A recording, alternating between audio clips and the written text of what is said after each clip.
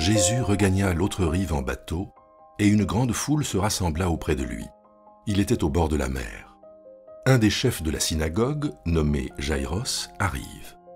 Le voyant, il tombe à ses pieds et le supplie instamment. « Ma fille est sur le point de mourir. Viens, impose-lui les mains afin qu'elle soit sauvée et qu'elle vive. » Il s'en alla avec lui. Une grande foule le suivait et le pressait de toutes parts. Or il y avait là une femme atteinte d'une perte de sang depuis 12 ans. Elle avait beaucoup souffert du fait de nombreux médecins et elle avait dépensé tout ce qu'elle possédait sans en tirer aucun avantage. Au contraire, son état avait plutôt empiré. Ayant entendu parler de Jésus, elle vint dans la foule, par derrière, et toucha son vêtement, car elle disait « Si je touche, ne serait-ce que ses vêtements, je serai sauvée. » Aussitôt sa perte de sang s'arrêta, et elle sut dans son corps qu'elle était guérie de son mal. Jésus sut aussitôt en lui-même qu'une force était sortie de lui. Il se retourna dans la foule et se mit à dire « Qui a touché mes vêtements ?»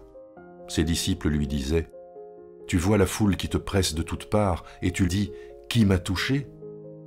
Mais il regardait autour de lui pour voir celle qui avait fait cela.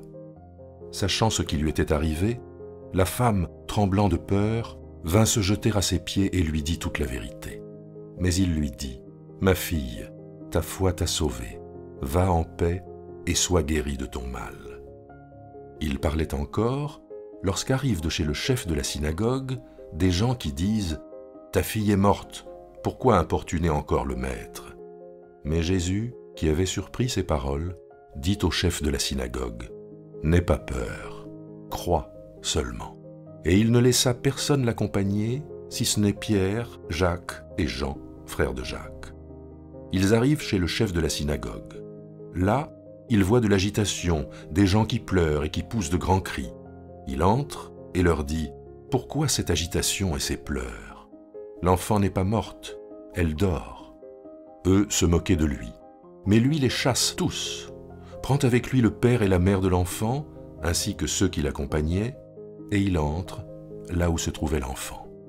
Il saisit l'enfant par la main et lui dit « Talitha koum », ce qui se traduit « Jeune fille, je te le dis, réveille-toi ». Aussitôt la jeune fille se leva et se mit à marcher. En effet, elle avait 12 ans. Ils furent saisis d'une grande stupéfaction. Il leur fit de sévères recommandations pour que personne ne le sache, et il dit de lui donner à manger. Dans le texte qui précède, Jésus va dans le pays des Géraséniens, et là, il trouve un homme qui était sous l'influence de nombreux démons. Il chasse ces démons et les envoie dans des cochons. Et puis, aussitôt après, il quitte la terre des Géraséniens et il revient en territoire d'Israël. On pourrait espérer qu'en territoire d'Israël, il trouve une situation plus apaisée, mais voilà qu'il est interpellé par un homme, par un chef religieux appelé Jaïros.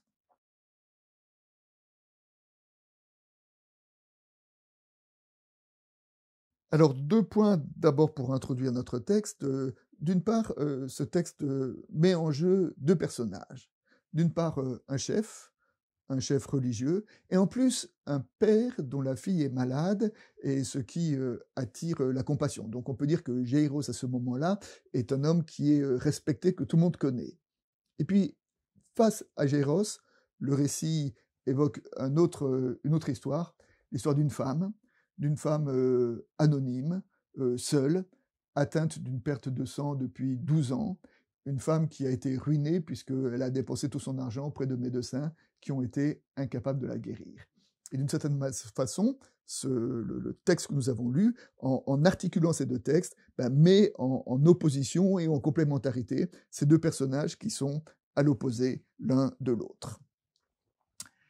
La deuxième introduction, c'est que ce récit, comme je viens de le dire, il évoque 2 guérisons qui sont enchâssées, 2 guérisons qui sont 2 guérisons féminines, la guérison d'une femme atteinte d'une perte de sang et la guérison d'une jeune fille, ou le relèvement d'une jeune fille de 12 ans. Et ce qui relie ces deux femmes, c'est justement le nombre 12, puisque la femme est atteinte d'une perte de sang depuis 12 ans. Alors, sa maladie est une maladie qui, depuis 12 ans, la met dans le camp de l'impureté, puisque les femmes sont impures pendant leur période, et donc c'est vraiment dans son intimité féminine qu'elle est affectée. Et puis l'autre, c'est la jeune fille de Jaïros à 12 ans, et on sait qu'à cette époque-là, 12 ans, c'est l'âge auquel on devient nubile, c'est-à-dire l'âge où une jeune fille accède à une certaine maturité. Et nous pouvons dire aussi peut-être que cette maladie a un lien avec la façon dont cette jeune fille est de moins en moins une fillette et devient une femme à part entière.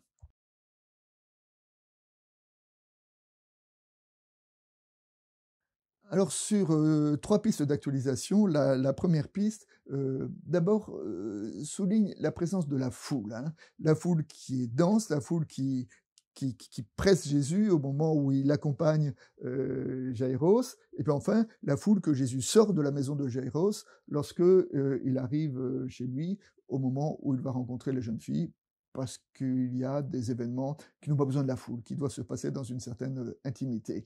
Et donc, ce rapport de la foule est très présent dans les évangiles, où on voit que Jésus a un rapport ambivalent avec la foule, puisque à la fois il a compassion de la foule, hein, comme un troupeau qui n'a pas de berger, dit un verset de l'évangile, mais à la fois Jésus se méfie des foules, car le propre des foules, c'est que chaque personnalité est engloutie dans la masse.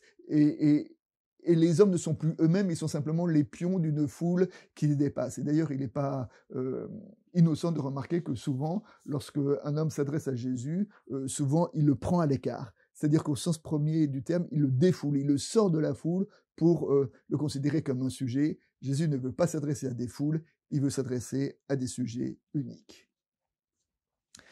La deuxième piste est à propos de la femme atteinte d'une perte de sang. Le texte dit, ça fait 12 ans qu'elle est malade, ça fait 12 ans qu'elle a tout essayé pour guérir, qu'elle a dépensé tout son argent et qu'elle n'y est pas arrivée. Elle voit arriver Jésus. Jésus est probablement précédé par une réputation de thaumaturge. Elle pense qu'elle veut le guérir et dans un geste désespéré, elle a un peu une démarche superstitieuse. Par derrière, elle va et elle touche son manteau. Dès qu'elle le fait, elle sent qu'elle est guérie en elle-même. Jésus s'arrête, dit qui m'a touché. À ce moment-là, la femme pourrait se sauver dans l'anonymat de la foule, mais au contraire, là, elle se jette aux pieds de Jésus et Jésus lui dit ta foi t'a sauvé. C'est-à-dire que Jésus rend la guérison à la femme. Il dit cette guérison, tu ne l'as pas volée, cette guérison, elle est à toi, va et sois délivré de ton mal. D'une certaine manière, nous pouvons considérer que, au-delà de la guérison, il y a cette démarche de Jésus qui rend la femme autonome et responsable de ce qui lui est arrivé.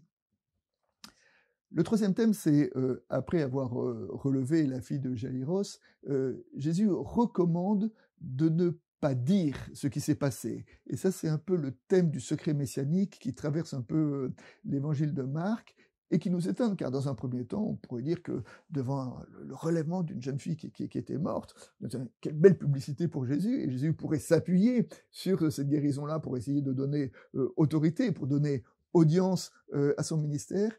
Et au lieu de cela, il demande aux témoins de se taire. Pourquoi ?